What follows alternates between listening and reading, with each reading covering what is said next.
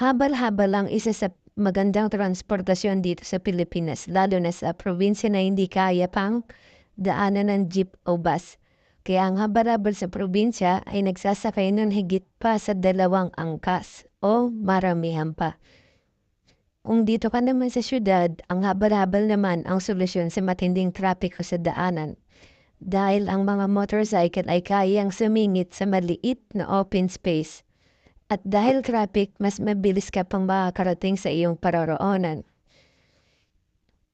At sa ngayon, hindi lang tao ang pwede isakay ng habal-habal, pwede na din ang pagkain, gamit, at iba pang bagay na kinakailangan ihatid, especially yung tinatawag natin mga delivery courier.